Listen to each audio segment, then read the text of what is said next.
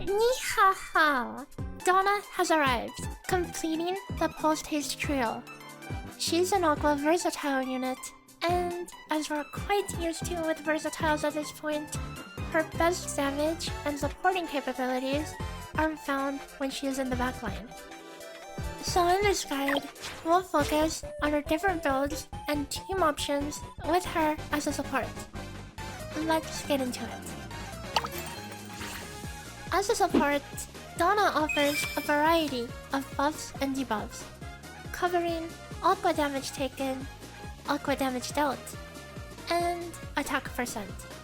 On top of course, doing decent damage of her own. Her first build focuses on single target damage and debuffs, while her second build focuses on AoE. Both of these builds have strict dependencies on Aqua teammates. The first build gains additional arrows per Aqua teammate, and the second build just doesn't work unless the whole team is Aqua. However, both builds have some potentials that are of interest to one another. Notably, the first build can take a combination of Chilling Onslaught and Aquatic Assault for a huge Aqua buff, and the second build can see use with Deadshot for executing common monsters in Menace Arena. Let's look at Donna's team options. The first team we'll look at is the Chitose team. This has got to be the strongest option, right? While Donna can do a better job at supporting Chitose's damage than Frisia or Iris, things are a bit awkward. A lot of Chitose's potentials are just not that strong to begin with, to the point where it's more total damage to get Donna's damage potentials, but that's also awkward because Teresa as a support has a lot of buffs exclusively for the main tracker, not benefiting Donna at all. As such, there's a bit of missing synergy here. As Donna is more of a sub DPS than a support, she doesn't get much value from Teresa. This is really more of a problem with Teresa than either Chitose or Donna, as she doesn't provide much support to the backline at all. That is, unless she herself takes the lead. With Teresa as main, now she can provide support and allow us to focus on having one strong DPS with Donna as opposed to two mediocre ones. In the other support slot, we have either Iris or Frisia as options. Both of them provide damage taken, with Frisia additionally providing crit rate, while Iris provides attack through Sneaky Fissure, though this can be awkward to use and require specific positioning in order to benefit from. Frisia, on the other hand, has the potential to do extremely high damage herself, but this is very conditional, and depends on how many ants there are in the fight for her to stack Ice Vortex on. Let's take a look at the potentials of both a Donna DPS team as well as a Chitose team. In a team with Teresa main and Frisia and Donna as supports, here's a table of potential priorities. On Donna, we'll run Unleashed Arrow and Arrowfall Reckoning as cores for single target damage. Arrow Pursuit, Frostbitten Arrow, and also Aquatic Assault offer the most value by a long shot. Note that this is using Aquatic Assault's single target value. It can be even stronger in AoE situations. However, it is mandatory to have 1 point in Chilling Assault with it, as this adds a Frost Wave to the start of the skill, allowing the buff to cover nearly the entire barrage. Water Ripple is also a very strong potential to have. On Teresa, run True Charge Strike and Drips Overturn. Cordiality and Muddy Engulf are her highest value buffs, with Unbreaking Bond close behind. Guardsman's Blessing is a bit weaker than you might imagine from its description. It not only requires 1 point in restarting to work properly, but it's also kinda jank.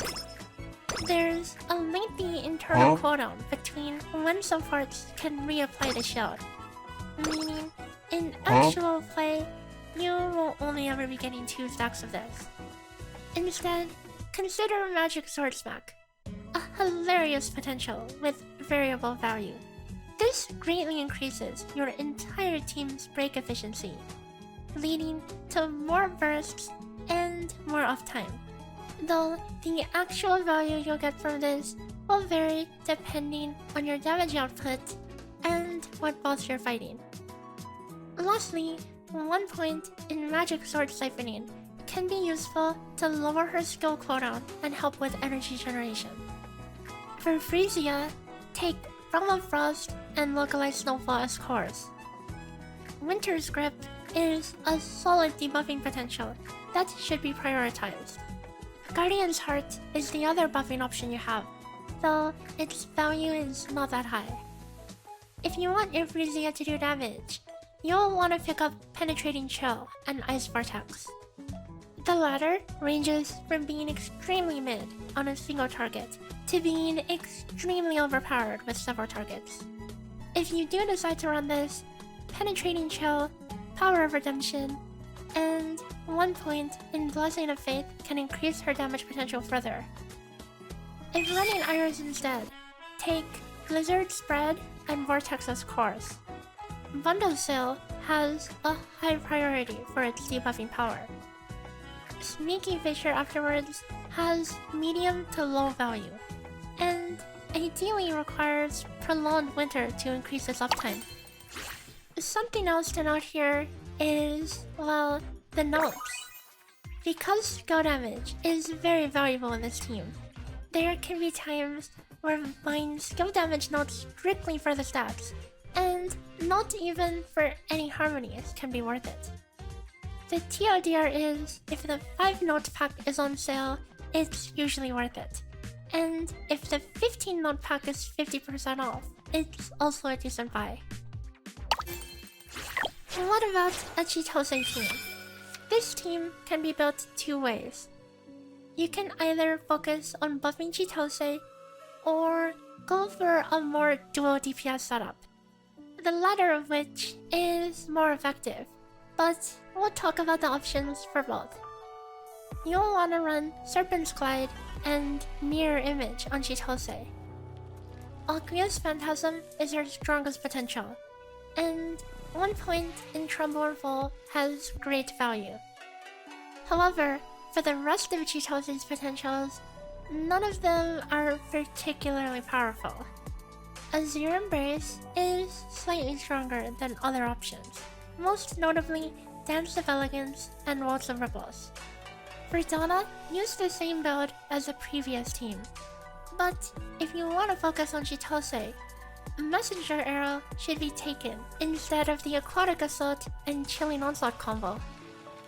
For Teresa, you'll want Surge Immortality and Infinite as cores to maximize buff uptime. Let Me Help is core, buffing Chitose's auto attack damage tremendously. Shortcut Seeker is the next highest priority, as this benefits both Chitose and Donna. 1 point in Isn't It Awesome is nice for Chitose, and you can either max it out or get Band-Aid Collector for a dual DPS setup. Wavebreaker is an option for burst-oriented gameplay as well. Speaking of gameplay, let's quickly talk about how the Donna sub-DPS team works. Generally, you'll be using Teresa's skills off cooldown to generate energy and maintain cordiality stacks. But if Donna's skill is coming off cooldown soon, you can line up the second phase of Teresa's skill with Donna's skill instead. Conveniently, Donna's skill lines up with that of Frisia, but make sure you wait a second for Frisia's skill to connect and land its debuffs before using Donna's. When using Iris, hold Iris's cooldown to line up with Donna. In fights with adds, you can position yourself such that Donna has a clear shot on all 3 targets, allowing her to gain 3 stacks of Aquatic Assault for a massive damage buff. Speaking of positioning, when using Iris, you'll ideally want to stand next to a wall in order to manipulate Donna's spawning position so that she can receive the buff from Sneaky Fisher. Let's take a look at her talents. As a sub DPS, her first talent isn't worth anything aside from base stats, because we're not proccing marks in this team. Her second and fifth talent, however, are worth a lot due to the low amount of skill damage in this team. Next, let's look at emblems. Pen is, as always, a strong priority on the 70 and 80 emblems, with support skill plus 3 only falling behind slightly. Skill damage is a very powerful and accessible option, followed by crit rate and element damage. On the 90 emblem, Arrow Pursuit is a top priority, followed by Aquatic Assault and Frostbitten Arrow. Note that this is for personal damage. If running a well-invested Frisia in a situation where she can stack Ice Vortex, Frostbitten Arrow would have a lot more value. Let's take a look at discs. This time, we'll be evaluating them at Harmony level 1. Frisia's disc, Sunlit Blossom, as well as Chitose's limited disc, Sword Against Dream, hold very similar value to Donna's Soaring Blue. Remember that since these are isolated disc calculations, Donna's disc will retain most of its value due to offering type-based damage taken, while the other options will suffer more diminishing returns from stacking skill damage. Funnily enough, these calculations are taking into account the fact that both the Chitose and Frisia discs get a portion of their melody nerfed due to a lack of mark procs, but they're still very powerful. We have to talk about this 4-star disc, Steam Syndrome. With up to 31% skill damage as long as you don't skill issue, this can be surprisingly competitive with other options. In the support slot, off-element event discs are just slightly worse than baseline Aqua 5-star discs. The disc priorities for Chitose are pretty similar, and I'm too lazy to redo the graphics, so here are the numbers. This wraps up this Donna guide. Aqua is an element that is like an incomplete puzzle. Chitose doesn't have 2 dedicated buffers for her to really shine that much. And Donna's damage is quite good in the backline, though it can be awkward to build a whole team around backline DPS, similar to Nazuka on her release. Well, maybe it's intended for post-haste to be together after all. Wait, what's that? It's a Fumo! It's always been my dream to have my own plushie, and after several months of working with Umu Market, we are finally ready to release the Fumo Maygi for a limited time. You can pick one up using the link in the description. I'll see you guys next time.